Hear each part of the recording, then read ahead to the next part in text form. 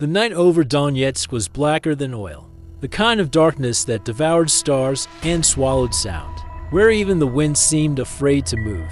Beneath that void, in a half-ruined farmhouse cloaked in silence, a small group of Ukrainian drone engineers, soldiers turned inventors, huddled over a workbench cluttered with wires, batteries, and dreams. They called themselves the Stingers, a name born from the buzzing sound their cheap machines made before unleashing precision chaos.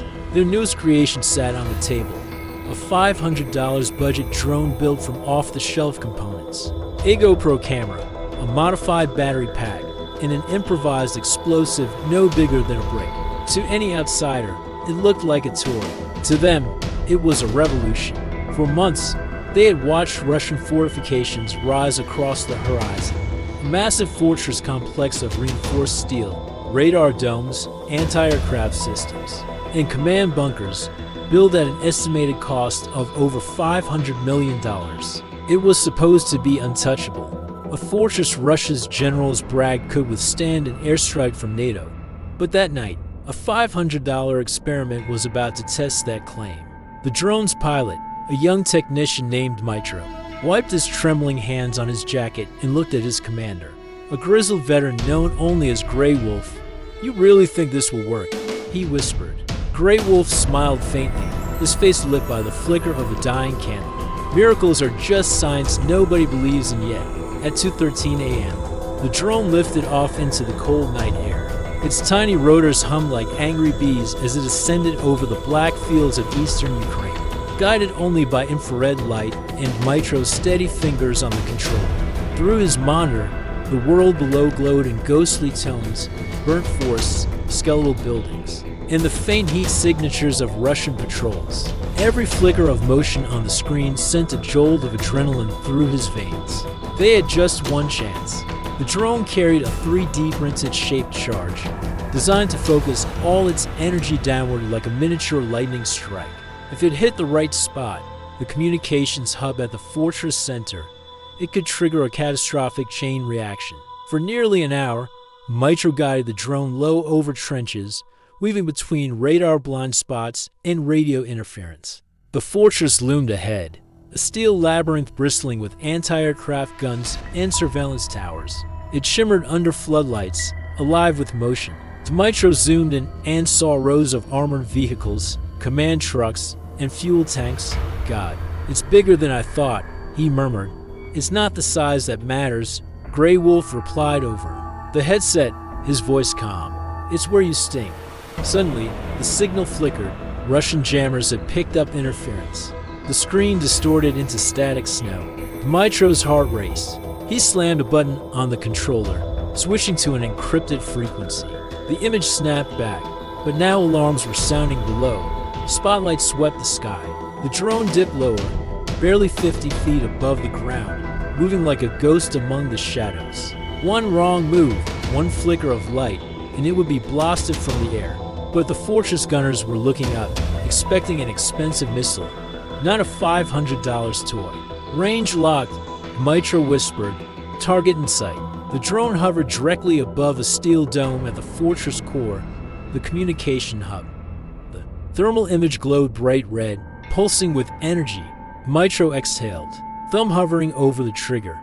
Then he hesitated, not out of fear, but awe. He thought of how absurd this moment was. A boy with a controller, a machine built from scrap, about to strike the most expensive fortress in Europe. "For every village they burned," he muttered. And then he pressed the button. The drone dropped like a falling star. The feed went white. For a heartbeat, there was only silence. Then the world erupted. A blinding explosion tore through the fortress, followed by a chain of detonations that shook the earth.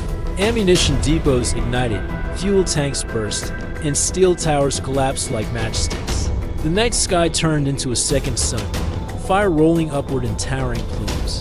Even from 10 kilometers away, the shockwaves shattered windows. In Kyiv, satellite monitors lit up with infrared spikes. Analysts thought it was a missile strike. But in the farmhouse, the Stingers sat in stunned silence, faces bathed in the orange glow of distant fire. "We did it," Mitro whispered, his voice cracking. "The $500 miracle," someone murmured. The next morning, international news outlets exploded with headlines. Russian sources first denied the incident, then claimed an accidental explosion. But leaked drone footage told a different story, grainy. Video of a small craft diving into the fortress moments before impact. The Pentagon and NATO analysts were astonished. They confirmed the damage exceeded $500 million, with command systems, radar equipment, and vehicles destroyed. Ukrainian social media hailed it as the David versus Goliath strike. Memes flooded the internet, showing a toy drone toppling a steel fortress. And soldiers across the front lines began nicknaming their homemade drones miracles. But behind the viral fame, the real story spread through whispers. How few engineers with no funding, no backup, and nothing but courage and ingenuity had achieved what entire air divisions could not. Days later, as reporters swarmed the area, Russian engineers picked through the wreckage in disbelief. One officer reportedly muttered, "This was hit by a toy." The strike forced Russia to halt fortress construction across several fronts, fearing similar attacks. For Ukraine, it wasn't just a victory, it was proof that innovation could level the battlefield. Weeks later, Dmytro stood at a ceremony in Kyiv, wearing the same worn jacket, now patched and scorched. He refused medals, saying the victory belonged to every mechanic, every coder, every soldier who believed a cheap machine could carry the weight of hope. When a journalist asked what made him risk everything for such a small chance, he smiled softly. "Because when you fight for home," he said, "even $500 can buy a miracle." As the months passed, the story of the budget drone miracle spread beyond Ukraine. Engineers in Europe and the US studied its design, adapting its principles for humanitarian and defensive uses. Military strategists wrote doctrines to account for micro-cost warfare, where ingenuity outmatched expense. But for Dmytro and the Stingers, the mission was never about fame or politics. It was about survival. They returned to their workshop, repairing parts, sketching new designs. Every night, they listened to distant artillery thunder and thought of the fortress they destroyed, not with missiles, but with wit. By winter, they had already built 3 new prototypes, each more advanced, each still costing under $1,000. Grey Wolf would visit sometimes, standing quietly by the window, watching snow fall on the blackened fields. "You've changed the war," he once told Dmytro. "No," Dmytro replied, "we just reminded the world that courage doesn't need a budget." Somewhere beyond the horizon, another fortress was rising, another symbol of arrogance waiting for its sting. And once again, under the cover of night, a small drone would rise into the cold sky, cheap, fragile, and unstoppable. The war raged on, but in that clash of billions versus hundreds, a new truth had been born.